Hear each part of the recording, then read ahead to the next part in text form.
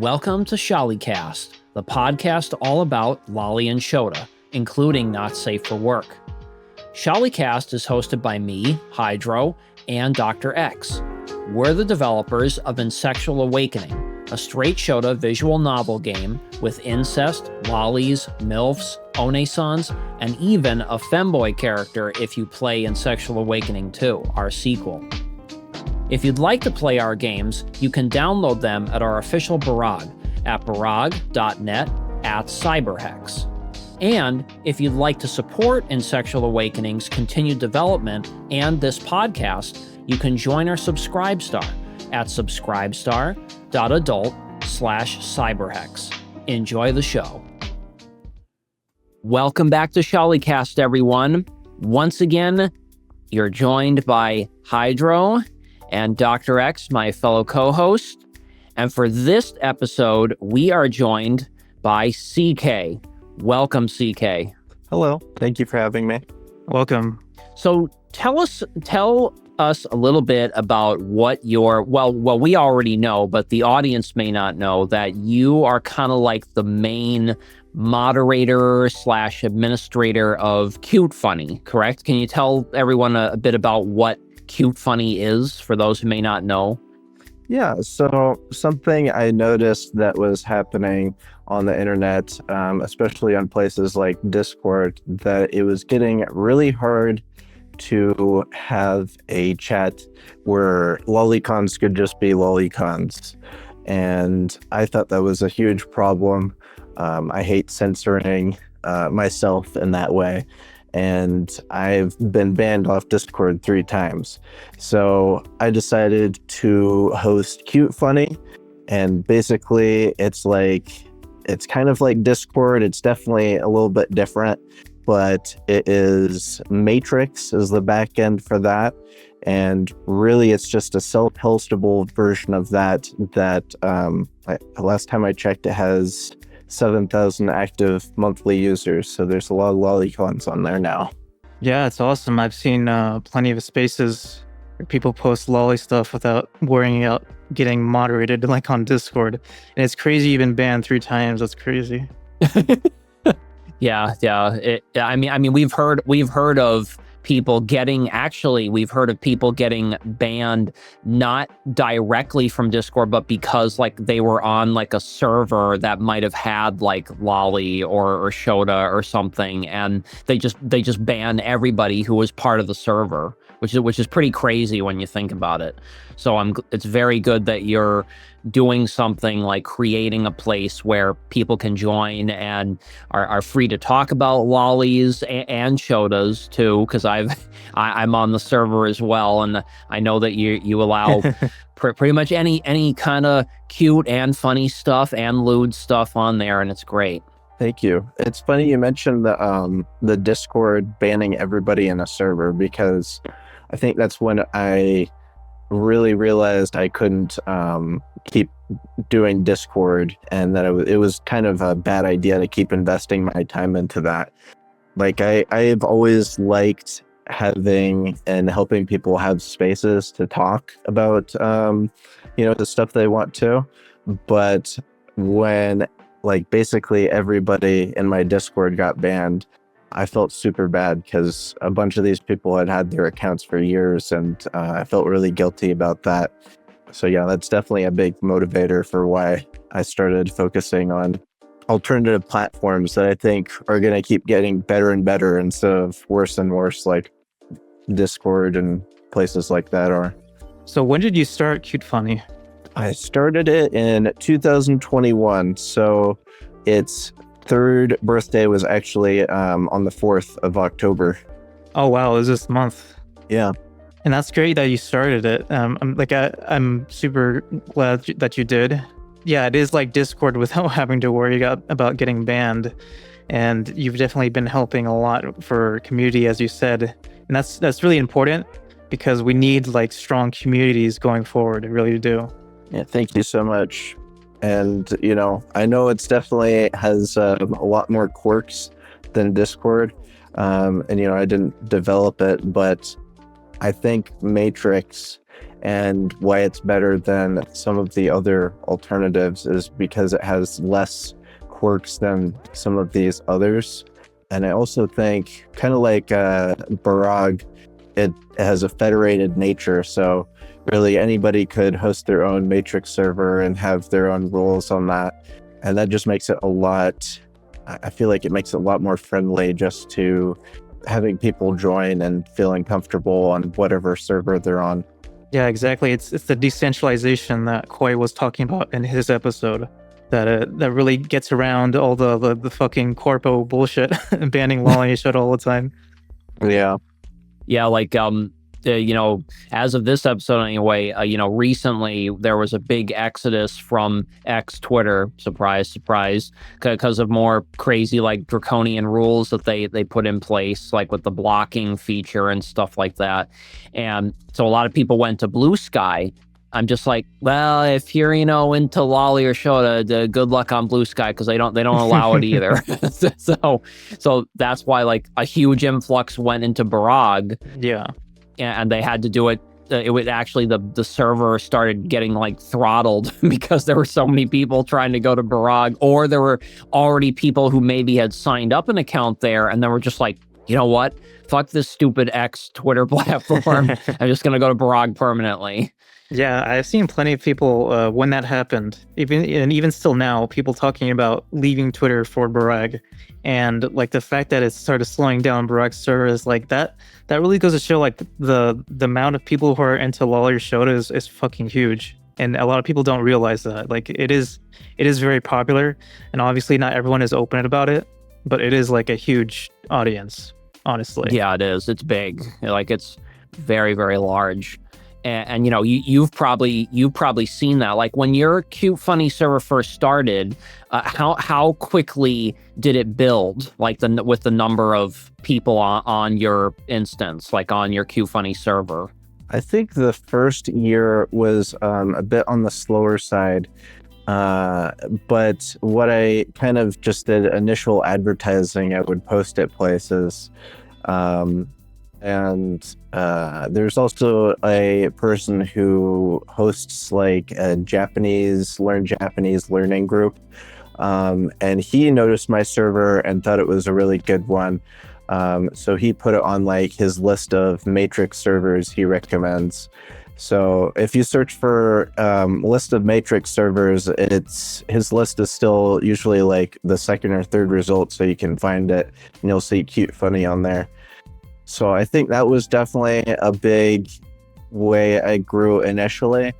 And I think really the big breakthrough is when I started hosting files for artists. So I use something called Nextcloud. It's the same thing you guys use for hosting your podcast. And you guys were actually one of the first few people who approached me about mine. But yeah, a lot of those initial break-ins were just people seeing it probably because of the URL and associating it with that, which is pretty nice for me. Yeah, it was very, very cleverly named, or very apt URL. Yes. Because easy to remember. They know what it ties to the meme.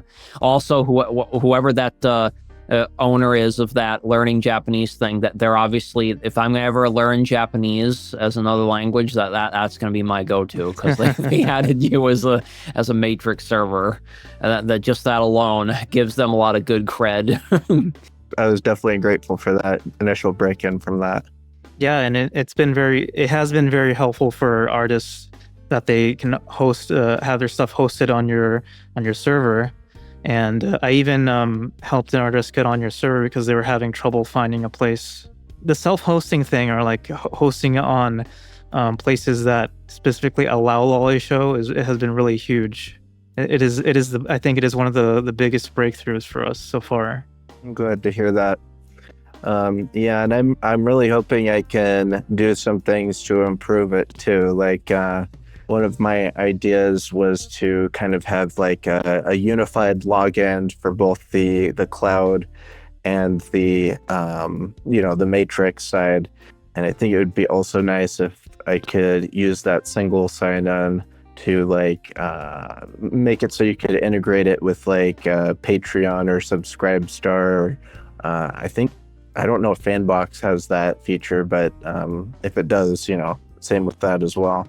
That would be cool if you could manage to have like a unified login, because that I think sometimes a barrier for people joining a new server or a new website is the convenience factor, right? Because they want to be able to just, get in there, make an account, and then that's done. They don't want to have to go through like any extra steps. And the simpler it is, the more accessible it becomes, and then the more likely they'll join. No, I definitely agree. I think accessibility is probably like the biggest hurdle to using stuff like Barag or Cute Funny or really anything that's even a little bit off the beaten path, because a lot of people are conditioned, like they've used a product for a while, and that alone can usually deter people. But also I think people are a little bit cautious because they don't really know, and it's probably a good thing too, but they're a little bit cautious about these alternative platforms because they don't know its reputation, if they're if it's going to get them in trouble or if it's malicious or anything. So I think especially less techie people, that's a big concern for them. And you had talked about that with the Matrix itself. One of the things that's interesting about the Matrix, because it's kind of open source and it's part of the Fediverse, you can use like many different like client side. I forget the exact terminology they would use, but basically, you're basically to kind of put it in a simple way for people who are listening. It's kind of like you can choose from like a variety of different, picture like several different variants of Discord in terms of you being able to log in to Cute Funny or whatever that's on Matrix, and you can use that client to get in there. Like I use Element, for example. That's the name of like the software, but there's also I think it's called Skildy Chat or something like that. Kind of like has like a turtle icon almost. But there is also plenty of others, and they all do the same thing. But they also have their own, like you said, CK quirks and differences in how they work. I would say Element's probably the closest for me that feels like Discord, but it's still different. It still has a little bit of a different way of approaching it. So that's the kind of the nice thing, is you have a ton of choice as to which exact client you will want to be able to log into. Yeah, I definitely agree. And just because of how that is and how unique that is to stuff like Matrix, it makes it a little bit difficult for people to understand what they're even signing into. People come up to me and be like, I got Element.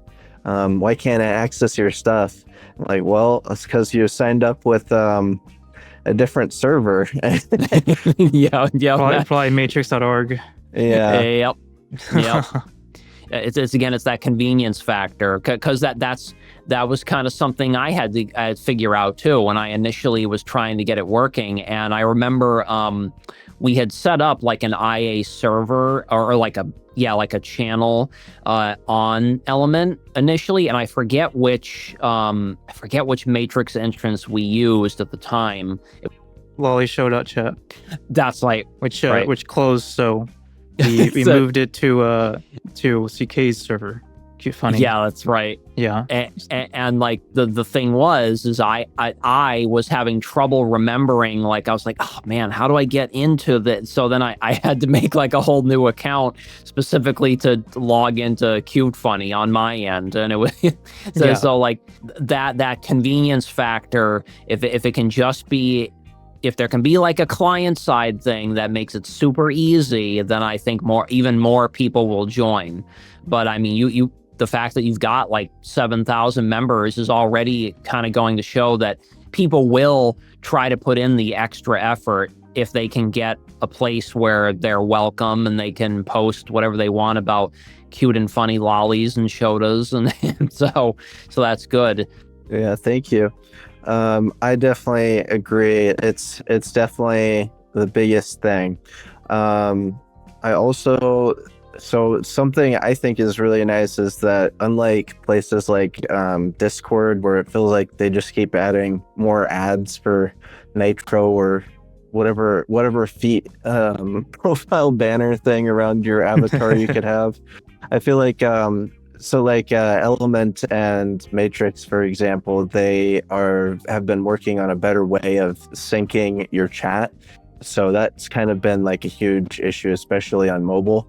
It is just about done now. So it's stuff like that. I think people may not realize they really like about stuff like Discord, but I would see that it's improving still on Matrix, and it hasn't been, cumbersome and like in that sense. Like it's actually been updating in a good way instead of a kind of sidelined way like Discord feels like these days. I have noticed that it has been working better over time, that it's been getting better. So that's good. I'm glad to hear that, because again, it's one of those things where you get so used to a particular platform like Discord where it like loads up stuff and then you go onto Element and it's like slightly different, and then you're just like, yeah, well maybe I will go back to Discord, and it's like no, just hold out. It'll be worth it.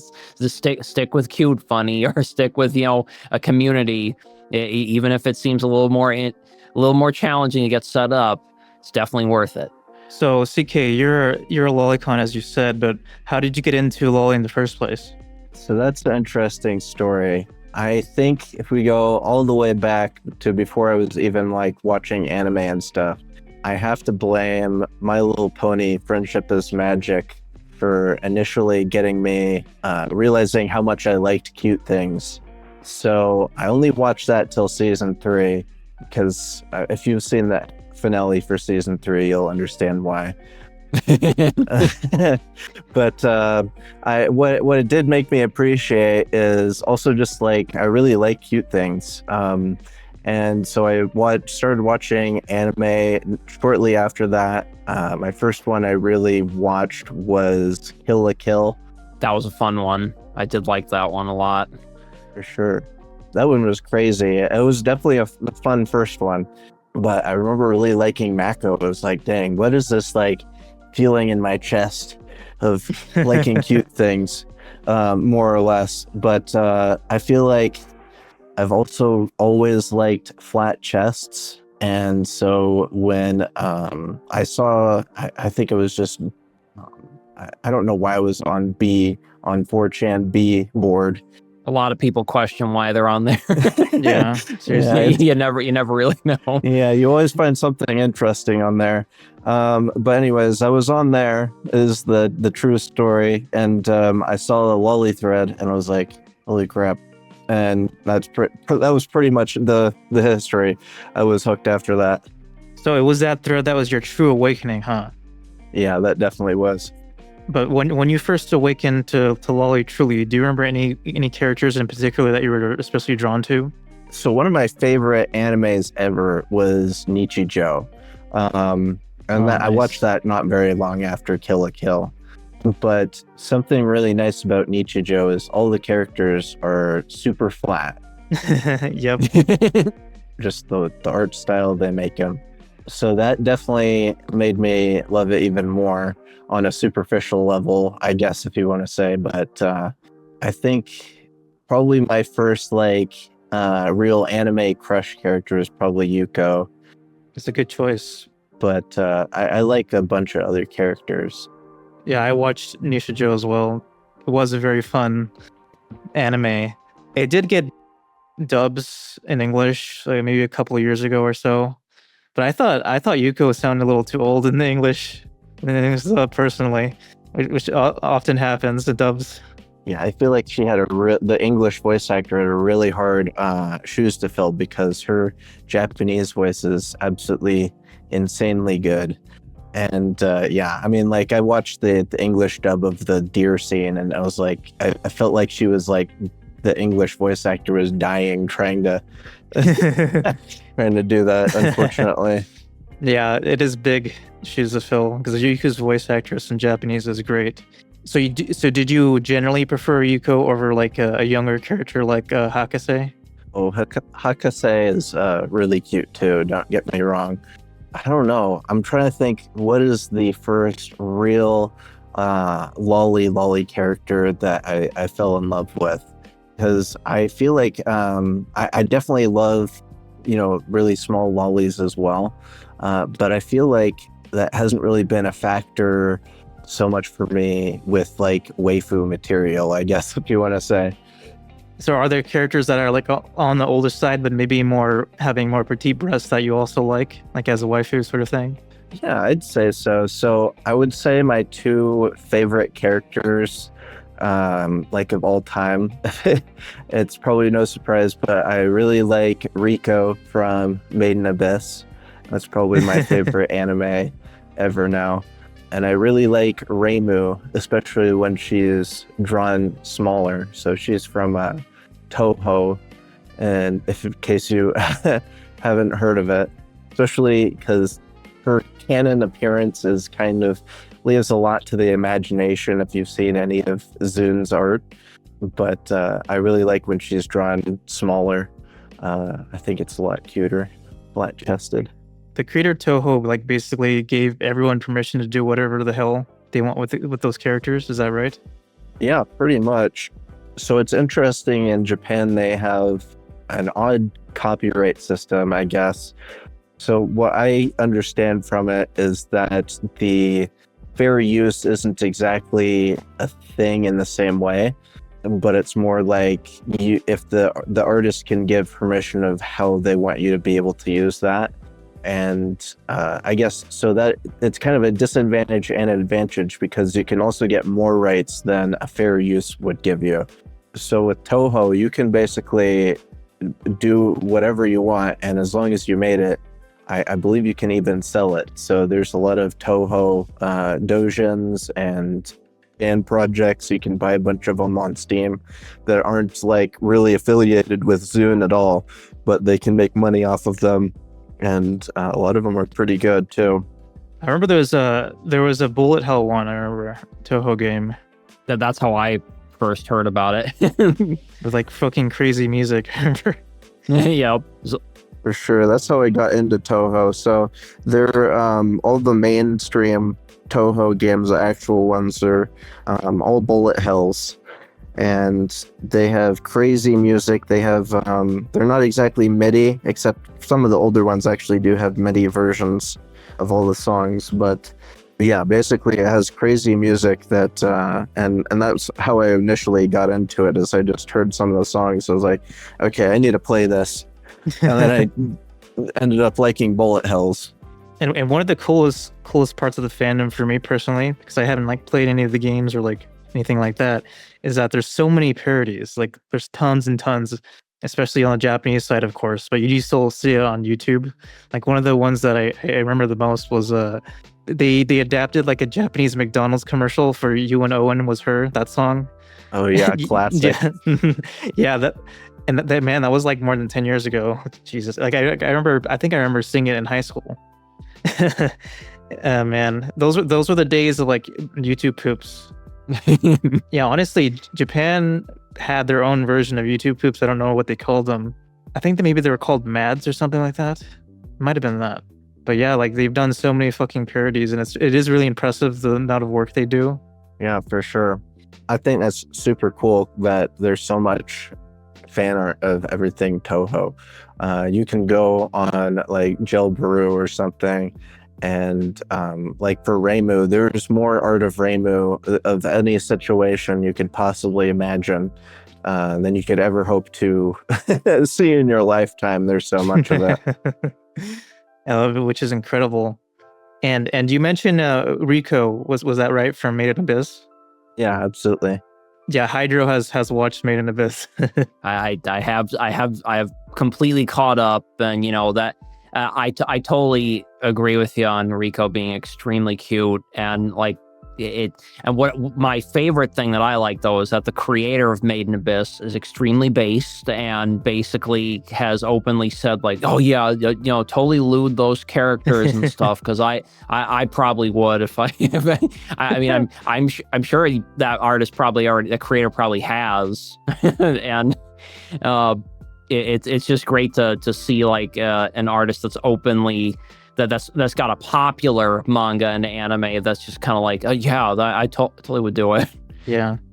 There's some great moments in that anime with like Rico like wanting to look at Reg's penis and is very, very obsessed with it at times. Good. But it also has, also an anthro lolly too with Nanachi, which is great because you really don't see them quite as often in animes and mangas, or at least you don't see the mixture of human and anthro characters. So that's another reason why I like Made in Abyss. Her character Rico though is definitely very, very cute though. For those of you who have not seen the anime, you be prepared for some intense stuff at moments. That's all I'm gonna say. It is cute. It is cute, and there are funny moments, but there's also a lot of intense moments. So you have to be ready for that. Have there been any animes that like you've seen like cute characters for, and you've been thinking about watching? Like I know for Dr. X and I, we've watched Spy Family, and we think like Anya and Becky are very, very cute lolly characters. Oh yeah, absolutely. And that's probably a big reason why I picked up Spy Family. It's super digestible, so I've shown a bunch of people Spy Family, and it's really fun to kind of see more normal people react to Anya's antics and stuff like that. So I guess that's kind of a guilty pleasure. Talking about Made in Abyss also, yeah, I think the creator is super based.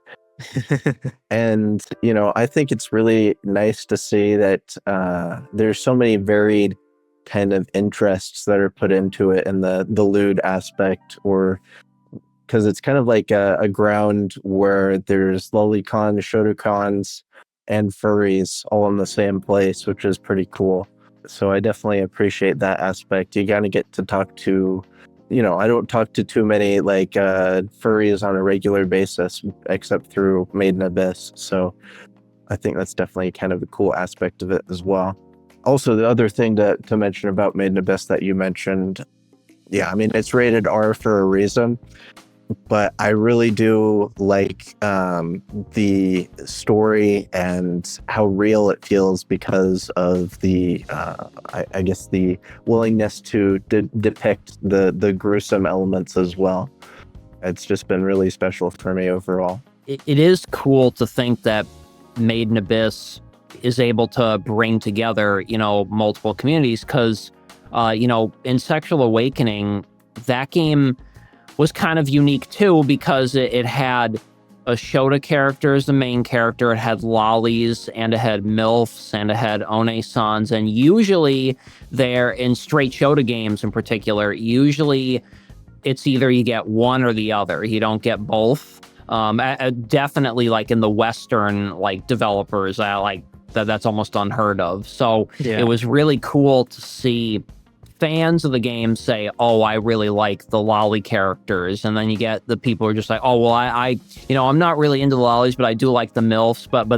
But then all of a sudden we started seeing over time the people who said, well, I was just into the MILFy mom, but then I tried out the route of one of the lollies, and actually I like them too, and then they did the opposite too with the lolicons going into the MILFs, and it was really, really fun to watch that. And I would imagine Made in Abyss probably does a similar sort of thing, where probably maybe furries who are into just furry characters, but maybe they had not realized they were also into like the cuteness aspect of like lolly or Shota, and suddenly they get into that too, and then they might get more into cub and stuff like that. So I gotta give big kudos to the creator of Made in Abyss for being willing to blend all those different genres together. Yeah. Along with those thinly disguised fetishes. That's true. Yeah, that's a really cool story about your game, though. Yeah, I think that's really fun to see people enjoying new things that you think are good because of something like that. Yeah, in the second game, we even have a Shota romance option. So there's stuff for people who are mostly interested in Shota as well. So yeah, Yep. we've built a very nice community that I love and really appreciate. And I appreciate when they support us and everything like that. And, speaking of support, when creators of Lolly and Shota, frequently like a barrier that has come up, and currently seems to be probably one of the biggest barriers right now, is when someone is trying to get like any kind of like monetary support or some kind of financial support from fans or just people who want to help them out. Sometimes that's been tough. And I remember, CK, you and I were talking a little bit about how what we would like to see in the future is some kind of platform or website or way to, have people get that support. Now, there are places like Subscribestar, but with Subscribestar, not everyone has been able to get into it right away.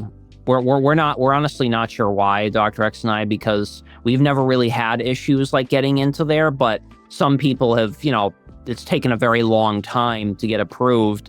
And, luckily there is like another website that we've recently seen come up, which is Unifans. Yeah, it's a new website, so it's not 100% vetted, but there are some very early accounts that it might be the real deal. So we'll see. So some Lolly Show people are using it. So hopefully it works out in the end in the long run. But of course, when it comes to the discussion of subscription sites, it would be nice to have a subscription site that is more geared towards, the kind of stuff we do, the Lolly Show stuff, without any ambiguity, and also having some kind of ease of use for getting on. And of course, I know that's not necessarily the easiest thing to do because there can be tons of people trying to get on, but it would be very nice if in the future there's more sites, or at least one more site that enables people to monetize their Lolly Show stuff, because that would be huge. that would be a big step. Yeah, definitely, for sure. I saw somebody posting about Unifans in your guys' server. Yeah. What I could say, I mean, I haven't looked into it at all, but what I did notice is that it looked like it might be a Chinese website, from what I can tell. Or do you guys know yet? I might have heard it was also Canadian. I don't fucking know. Maybe it's Canadian and Chinese at the same time. Oh, yeah. So, yeah, I would have to do more research on it. But I'm glad that there are some members of the community that are taking the plunging, trying it out, so they can then let other people know if it works out for them. So far, it seems like there is some promise. So that could be something for other people to look into and see if it works out for them. Yeah, I hope so. For your other points with that, yeah, I mean, for one, I tried to get on Subscribestar, and I thought it was just going to be like the same as Fanbox or Patreon. They just let you on.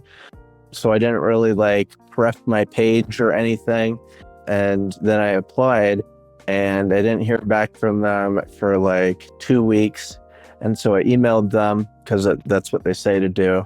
And then another week or two went by, and then I got an email back saying something like, it was very PR. They were very nice and polite. They're like, hey, sorry, we weren't able to tell if, you're somebody we want yet. You just need to make sure you add your socials or stuff. And they might even added a smiley in there. I forgot, but yeah. So anyways, I kind of let that sit for a while because I didn't know what I would show, but I did message them back at some point saying like how much I was making off Fanbox and how many users I had, but they'd never emailed me back. So yeah, they're very serious about having ways to vet people. The most ideal thing for them would probably be you having like a Twitter with tons of followers, but that is not necessarily very easy for Lolly Show people to do. So yeah, that is a possible barrier. It's unfortunate. Some smaller creators have still been able to get on. It's just like not super clear the exact formula to get on. So that's why it would be great if in the future someone made a site that is more accessible for people like us. Yeah, for sure. And that's something I really do want to do. I think about that so often. But I mean, it's kind of just, I don't really have the resources, and I mean, anybody who is thinking the same thing I do probably doesn't really have the resources to do it right now. So I think as I keep learning, I'm learning, more and more about this server stuff every day. And I think it would be really cool to get into programming and start doing that aspect of it.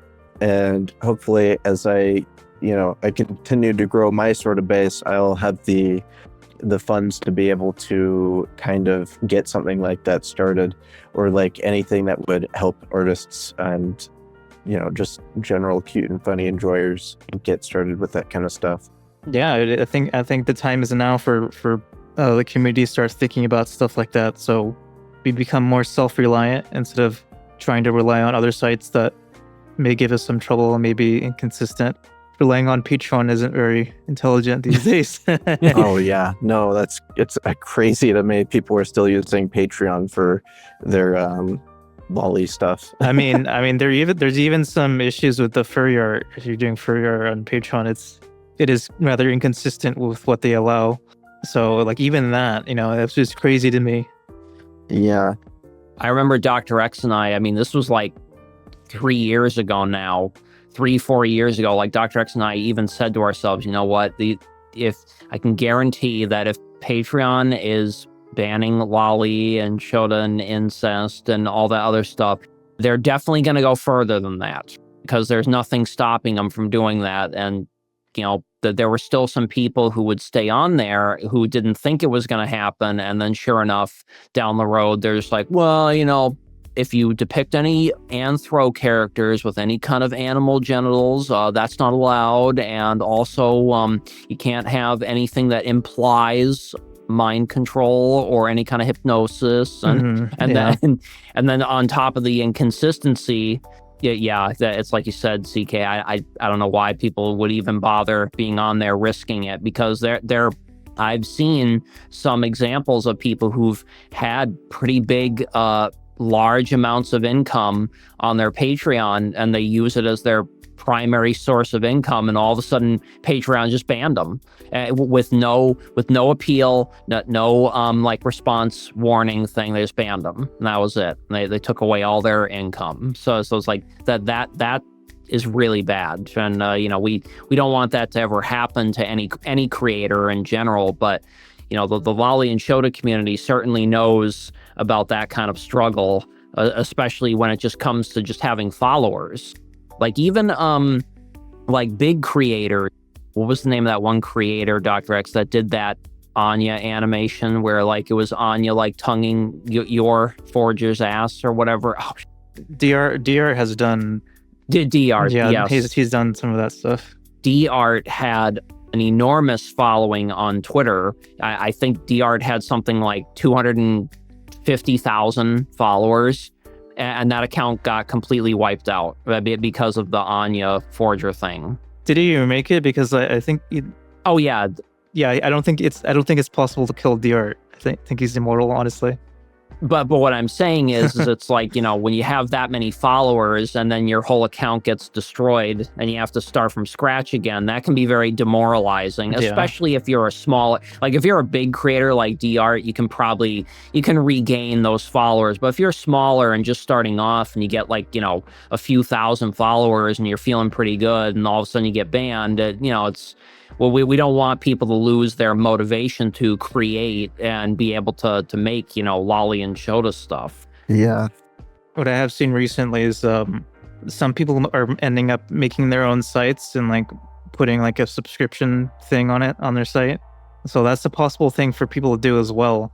I haven't researched how easy it is to do, but that is something for people to look into if they're having trouble getting on Fanbox or Subscribestar. I think the primary problem with Fanbox is just the censorship aspect, and they might be a little antsy about the 3D art stuff at times. Yeah, it's definitely not the most ideal for English creators, especially because all like the currencies in yen and stuff. But it Oh definitely yeah, that was is. fun. Yeah, as far as like accessibility, that's probably the most accessible that I know of. And then you can post your stuff off platform. As long as you don't get get caught in a way, then you're good with that. Yeah, be a good idea not to link your barrag from Fanbox. They don't want any direct links like that. Yeah, you have to be a little bit more sneaky than that for sure. Yeah. Man, it's crazy that people do that, and I'm sure it's even more devastating when you have money attached to it. But getting like your Twitter or your Discord banned just for being yourself is super demoralizing. It feels like part of your life has been ripped from you for for really no reason except for the world's bias against you, basically. Yeah. So that's definitely something I think about, and why like a huge motivating factor for me to create spaces for people to be able to hang out. And if I was able to, like, if somebody was actually like seriously going with something like a payment platform that would be a serious alternative that would help people making lewd stuff like lolly and shota, I would definitely support that any way I could. So yeah, if you guys hear anything about that, definitely let me know. Well, hopefully someone listening is that piqued their interest a little bit, because there's definitely demand. It's not like it wouldn't be like completely a charity service, you know what I mean? Because you'd be getting a cut of the profits. So maybe someone listening can think about that angle a little bit as well. But the main thing is helping people out, helping artists out. But it's like I said, it's not completely like just helping people out. You can help yourself out as well. So it's something to think about. Like the Made in the Biz creator, I really appreciate creators who are like not afraid to like say, yeah, I like Law and Shoto, I like the loot stuff or whatever. And like he was even following a Renji. And I think we can probably guess why. Yeah, yep. Yeah, he's awesome. That meme really blew up. The gamer anatomy of a gamer meme. Yeah, and it does really help that the Made in Biz stuff is so good that so many people like it. I think it does help people like accept lolly and shota a little bit more if the work, the quality, the quality of the anime or whatever is really good. Because I've even had normie friends who really like Made in the Biz, even though there's some horny stuff there involving lolly and shota. So it's like people can even overlook that if the quality of the thing is good. So that gives me hope as well, that it's not some kind of like undefeatable thing. Like it's not like a barrier that you can never defeat in terms of like perception of lolly and shota. So yeah, I think it's definitely within people to grow on that. Yeah, I think for sure, I totally agree with that. Yeah, and he's a super personable guy. One of my other friends, he drew something for him just because he asked. So he does live streams and stuff. He speaks mostly in Japanese, which is kind of a barrier, but yeah, he's a super personable person. Yeah. Also, I was gonna say earlier, but I just want to make this clear. Even though I like my kind of waifu characters are Ramu and Riko, which are a bit older, I would not say I think they're the hottest characters, because Anya, for example, is definitely a really cute, and I really like the hentai of her as well. That's really awesome. Oh, so you think Anya's sexier? Oh yeah, for sure. and there was that really based episode of Spy Family where Becky was trying to seduce Lloyd, which I love. I love that. That was by far the best. Did you see that episode, CK? Oh, was it in season 2 or? It was in season 2. Yes. Yeah. Okay. I think so. I haven't seen season 2 yet. Oh man! Oh god! You're gonna love that episode so much. Yeah. But even in season 1, I was like, the way she's talking, it's like hard not to interpret it, like in a lewd way. Oh, she's down bad for Lloyd. Yeah. Yeah, it's like really hard not to think that. She wants that cock. Yeah, you'll definitely enjoy season 2, because not only are there moments with Becky, of course, in that episode, but there's also some funny, there's cute and funny moments, of course, with Anya, and there's just yeah, that's definitely like the main appeal, for Dr. X and I. But by far, the Becky episode's like the best episode by far out of season 2. It's definitely our favorite. It's just so good. Yeah, we're biased, but yes, we really did enjoy that one. That one was fun. Also, I wanted to ask CK, like, you enjoy Lolly, obviously, but are there any like kinks in particular that you enjoy for Lolly? Yeah, it's a bit embarrassing to say, but I really do. I mean, I'm pretty vanilla overall. I really just am attracted to their cuteness is the biggest thing, but I would definitely say I have a thing for lolly feet and armpits as well. Oh, nice. Especially when they're short and squishy. I really love those kind.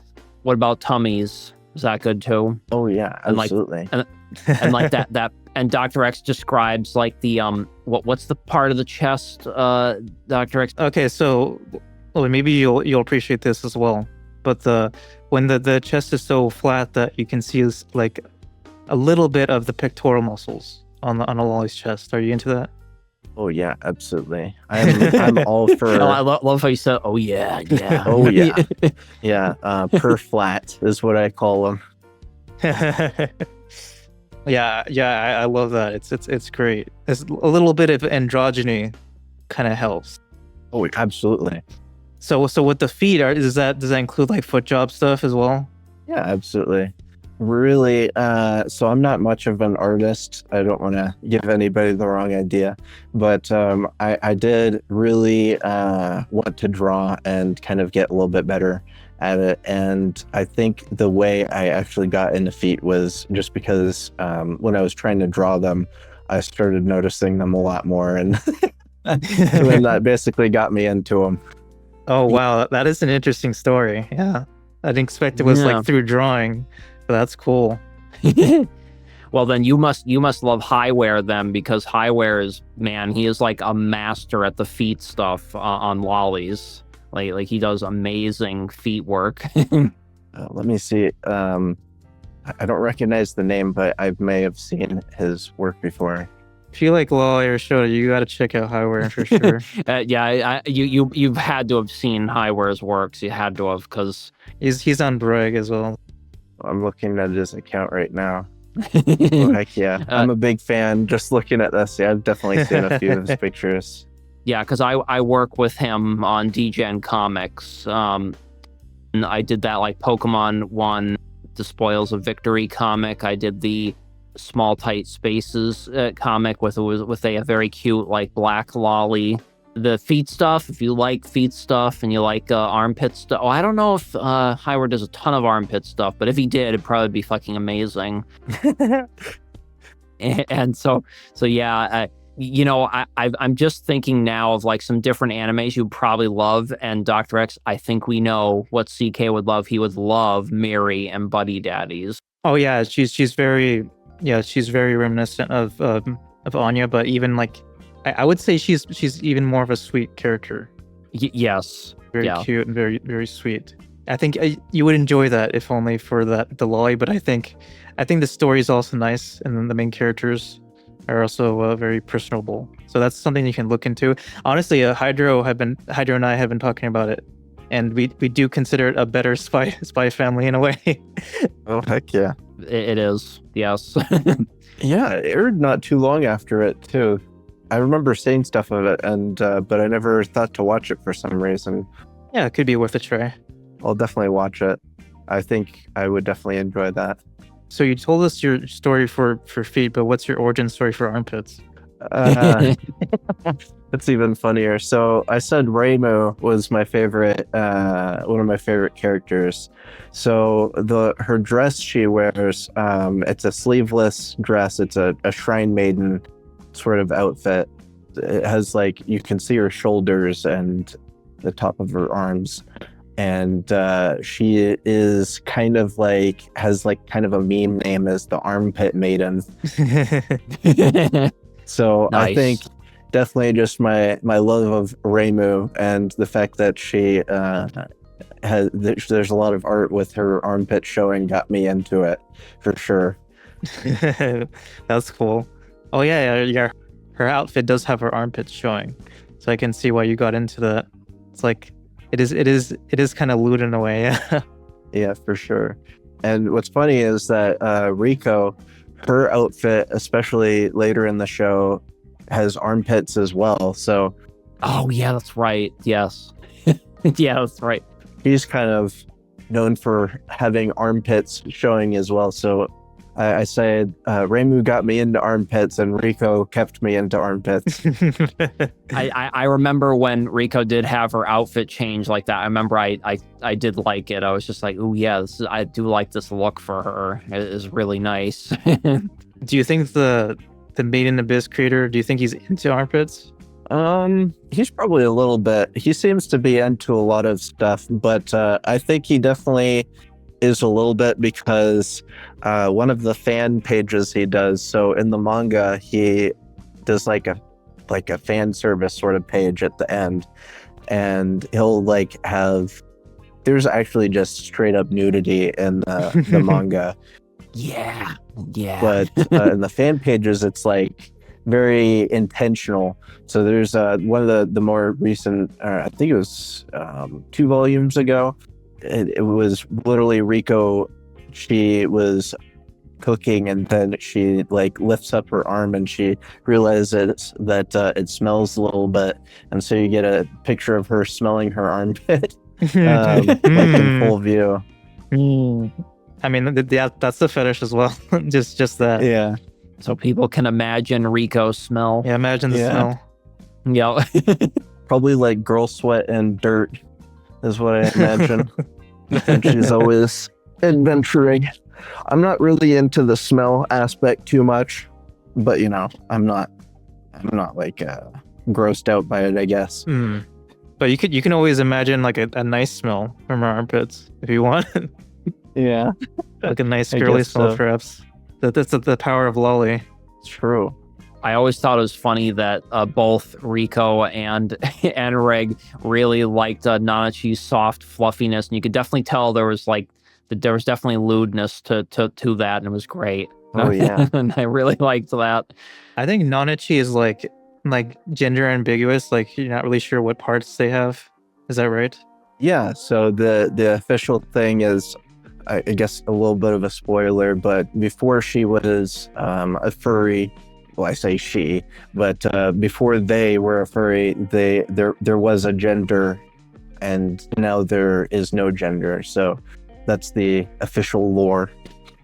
Yeah, because I've seen Nanachi portrayed with a vagina, and I've seen them portrayed with the penis. I guess choose your own adventure with Nanachi, basically. Whatever you prefer. They use gender ambiguous pronouns for Nanachi in the manga as well. Mm-hmm. And they've never been confirmed a boy or a girl before the furry part either. So I know that recent Elusive Samurai anime had lots of Shota stuff in it, and I feel like it was like Shota propaganda in a way. You know what I mean?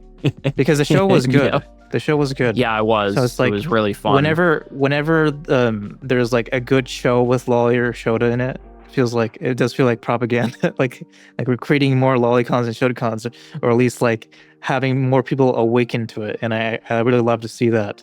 yeah, you gotta love it. And there are cute lollies in that as well. There's Yes. one particular lolly that's great in that one. Yeah, one of them is a shrine maiden lolly. Yes. Oh, heck yeah. Yeah, which is Yep. an archetype I like for some reason. I don't know why. It's like, I guess it's the mysticalness of it combined with lolly. It's kind of, I mean that's an amazing combo. I mean that's probably why we like Senko-san, Helpful Fox Senko-san, the Lolly Baba. well, I haven't watched the anime yet, but I would make her my wife. Yeah. Yep. She's Yep. prime wife material, that's for sure. Oh yeah, and that reminds me. Yeah, so you might have just given your answer just now, but like if like in like some kind of fantasy scenario, if you had to pick one lolly to make your wife, who would you pick? Oh, Oh, yeah. man. I mean, definitely Rico. I don't know. I really appreciate a lot of like aspects of her outgoingness and her love for her friends and her sense of adventure as well. And she's really dedicated to all those things. And I think just she's always has a happy personality. It's hard to make her mad or upset. So I really value that, and I think I don't know. That just makes her. I really like her for those reasons, I guess. Oh yeah, I totally get that. Like that would make for a very pleasant marriage. Yeah. Plus, she's good at cooking too. Like Oh, she yes. gets more skilled at cooking, which that alone, I'd be like, oh, all right, you're all set, Rico. All right, time to break out the wedding ceremony. Come on. Yeah, absolutely.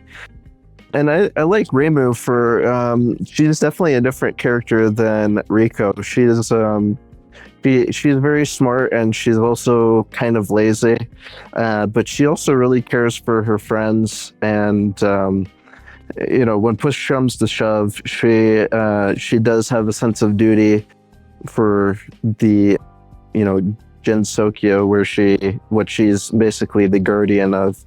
So I think it's really admirable, and I think would be really good wife material as well for different reasons. Yeah, I think one of the commonalities between those two characters I just mentioned is their how much they care about their friends. Yeah, absolutely. I think it's important. So you're drawn. It seems like you're drawn to the kindness of those characters. Yeah, absolutely. I think I think it makes them cuter, and I also just think it's important. Like I really like hanging out with people like in real life for a little bit of the same reason. I like making friends, and that's why I am kind of drawn to create a space for people to be able to do that. Yeah, it makes sense. Yeah, well, I think that's a good that's like the ideal mindset to go into when creating a community, especially as like the main head person of it. Because Dr. X and I, we basically took the same kind of approach when we created the IA server on Discord. What was, we wanted a space where people could talk about Lolly, talk about Shota. Can't share any lewd art, of course, because of doofy Discord. But we created a space where it was very accepting of not just Lollycons and Shotacons, but really anybody, but mainly people who are into Lolly, into Shota. They've told us about how much they love our server and how comfortable they feel there. And I'm sure I'm sure you've had people say the same thing for your server, right, CK? Yeah, I mean, I definitely have had people, it's always kind of hard to take compliments, but, I definitely have seen people say that kind of stuff, and it makes me really happy to, to see people being happy with what I'm offering. I guess I kind of feel bad about getting compliments because I just feel like it could be so much better, so I'm definitely working on it still. Yeah. Well, you are doing a lot. Like, it matters a lot to people. Yeah, it does. And yeah, it is crazy to think about the kind of impact we're making in people's lives. I know what you mean about like it being kind of feeling weird to receive compliments sometimes, because like in a way, it just kind of feels like we're being like normal people. You know what I mean? Like it's just like baseline niceness and kindness. You know what I mean? Just like, not having problem with Lola and Shota and, being kind to people. But it is a nice feeling to lead the way on that and inspire other people to have that kind of kindness and acceptance as well. And I think that's what you're doing with your community. So I really appreciate that. Thank you for saying that. Yeah, and I'll keep trying my best, I understand it is kind of an ego thing as well. So I just try to, take the compliments and also kind of know what they mean by them too. Like, I know for a lot of people, it does mean a lot just to have the space, even if it's, even if there's something they don't like. So I just try to, I'm just going to keep trying to improve it best I can. and I'm glad people do appreciate it. So if people want to go on to your Matrix home server, it is or even browse your website, because you do offer hosting services as well. Is that right? Yeah, for people's art. So I offer the the cloud storage for free for artists. So if you draw at all or have something interesting like the Sholicast, Sholicast, or in Sexual Awakening, I'd be happy to give you some storage for free. And if you just want to like host your own content or anything lewd, I do offer it. For right now, it's about $5 a month for 30 gigabytes, and that helps out with the server cost as well, which is I've been very fortunate. I have money now that I could pay for it, but it isn't like it's not chump change that to pay for all of that. So it's super appreciated. I'm able to actually not go broke because of that, by people donating and getting that storage also with that. Oh, so it says on your website the ways to donate are through Fanbox, and you can also use Monero. Is that right? Yep. Yeah, Monero is a type of cryptocurrency for those who aren't familiar. Yeah. And that can be, if somebody knows how to do it, they know how to do it, but it can be a little bit, it can be kind of discovering a whole new world to get Monero. But yeah, I don't really have a good alternative for like a one-time payment thing, just because PayPal doesn't want me to have a business account, and I don't really want to have a docs link for people to donate to me too. But yeah, and really, if you just want to donate for 1 month on Fanbox, that works too. Yeah, every little bit helps, and you would really be helping the Lolly Show community, because they do need Discord alternatives where they can talk about Lolly Show and share art with each other without worrying about getting banned. So if you have the means to do so, and you like the server, the home server that CK is making, and all the hosting services he does, please consider donating to help him out. Thank you. Yeah, and you're being very generous with artists, offering them a place to upload their art for free is what you said, correct? For artists. Yeah, absolutely.